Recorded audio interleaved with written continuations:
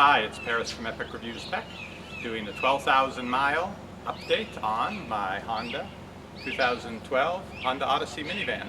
I thought I'd show you how it's fared over the last 12,000 miles, which has been 8 months since I've purchased it, the kind of mileage it's getting now, and how it's held up to how the kids have treated it, the features that I've come to really like about it, and those that I don't care for so much. Alright, I'll start with the exterior.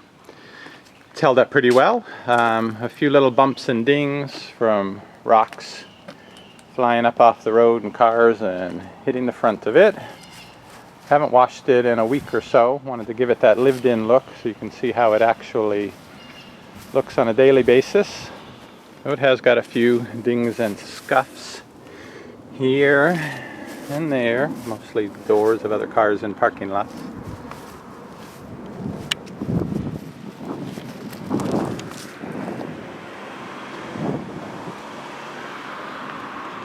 Well, it still handles like a boat. Nothing surprising, nothing unsafe about it, just very predictable and, not a lot of fun going around curves or so forth.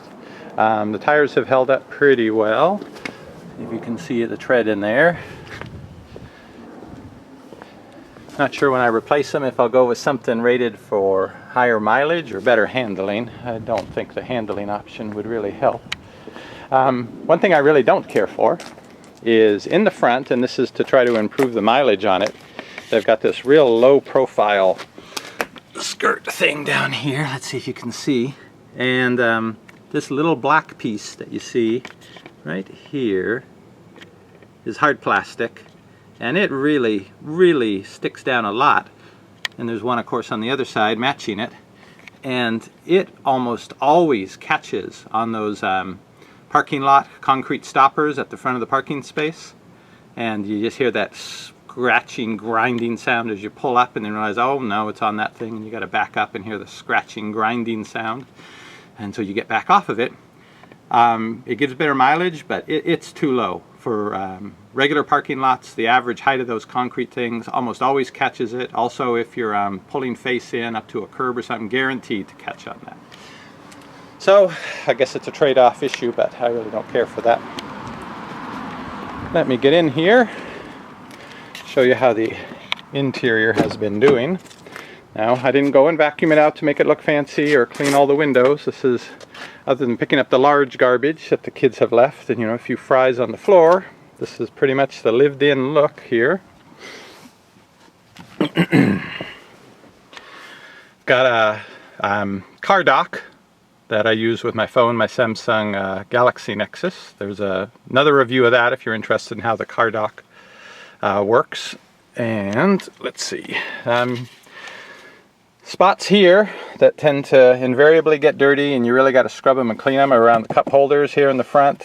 I eat a lot of fruit, and so I throw the apple core, the banana peel and so forth in there, and it just gets dirty in addition to little spills of whatever you've been drinking. And here's the kids' seats in the back. Can't tell from this view, but yeah, there are probably some fries and potato chip crumbs here under the car seat of the 8-year-old. And the other seat does collect hair, but I'm sure that would be the case in any seat. And we have found that the sticky, as seen on TV product, actually does a pretty good job of cleaning it up, though it's a lot of trouble then to go and clean the sticky, and have a review of that too. And here we've got part of the back seat down. Let me open up the sliding door and take a look inside there. Sliding door we thought we would love. Hate it. Kids hate it. Now it is automatic and it does open, and it seems like, well, that's pretty quick, but really it's not. When you're parked and everybody's trying to get out of the car, the people in the front seat who just open their doors and hop out, people in the back, you gotta wait till the car comes to a complete stop. Somebody unlocks the door, then push the button inside here to tell it to unlock, tell it to open the door, and then wait as the door slowly slides open, and then wait till it's completely slid open for a couple seconds as you get out, and then you go, and then you push the button again, and then it slowly closes the door, and then finally the doors, once all the doors are completely closed, then you can actually lock it with the remote. And so it's a minute or more process just to get out of your car. So I really wish we had manual doors, and I know that when they break, if it's not absolutely necessary, I don't think we're going to be paying to get it replaced. Okay, yeah, stuff on the floor back here. It's that lived-in look. The kids haven't managed to break any of the air conditioning vents, I'm glad for. They did break them on the previous car, but they're a little bit older now. We have used the back seat to haul 8 people a couple times, and actually fairly lengthy trips, about 6 hours, 300 or so miles, and very comfortable. The one thing about this car is if you've got to regularly haul a big group of people, 7, 8 people, this is a good car for that. We've done it, we've had maybe 7 or 8 days in the last 8 months where we've had that many people. And the rest of the time I'm driving around this boat that doesn't get particularly good mileage, but I'll get to that more. Here's the view in the back. The wipers are still all working. The tailgate opens and closes fine.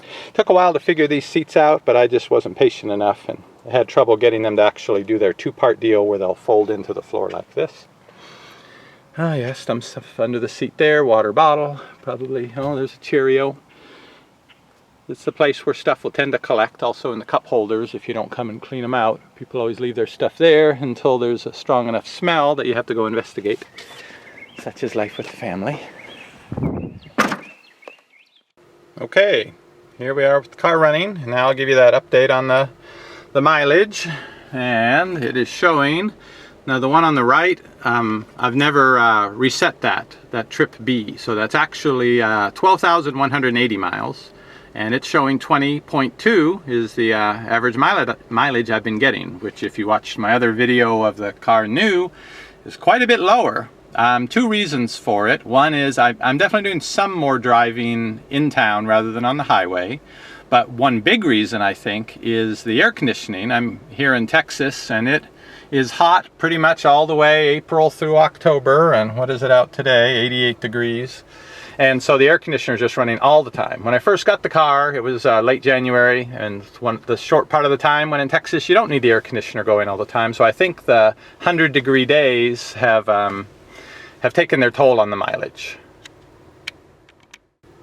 Some of the electronic features that I really do like about the car are the Bluetooth audio. I sort of stumbled into getting that to work. I couldn't understand why my GPS and my phone was silent whenever I was in the car, and with a little trial and error I figured out that the audio for it was going to Bluetooth audio, which when you have a Bluetooth device connected, when you have a Bluetooth device paired with the car and then it's within range of the car, all the audio, any noises that the phone makes, whether it's a game, whether it's the music that you're playing, whether it's the GPS turn-by-turn directions, they all come through Bluetooth into the speakers of the car, which is kind of handy once you know how to do that, because you can be playing your music from Google Play, and then when somebody calls, it mutes the music and puts their voice up, and then it puts the music back up when the call finishes. So all that stuff works really well. Pretty cool. I had an issue with, I didn't want all of my address book and phone numbers, all my contacts synced into the car's memory at first, and that caused an issue. But I wrote to Honda, and they wrote back and explained how to fix it. I thought I needed a firmware update, but anyway, that's another video about how to fix that issue. The other thing that's handy that all cars have now, of course, is your home link to open up the garage door with a single button, and that works really well. That was tricky to set up at first too, so I've made a video about how to manage that when your garage door opener isn't cooperating. Those electronics are good. Never use the CD player, almost never, except to put the CDs into memory. You can put about 18 CDs worth of music into the audio memory of the car. I think it's a 2 gigabyte chip. And then you just go to that feature whenever you want to play those 18 CDs. And you don't have to have the CDs in the car, and it remembers them until you go and erase them. Over in the glove box, they do give you, and I thought I'd be using this all the time, they give you this little USB connector so that you can plug in your phone or your MP3 player and then access the music. But if you've got the Bluetooth, why in the world are you going to go to the trouble of using this? Why are you going to stick your phone in here and hook it up and then leave your phone in the car when you get out? And all the issues you can imagine would happen there. So that electronic feature I really do like about the car. It does drive predictably and safely, if boringly. The gas tank is, I think, about 22 gallons. I've gotten it down where I've been able to put in just over 21, so I've driven it pretty low. As you can see, my gas light is on. It comes on when you get down to 20 miles estimated remaining.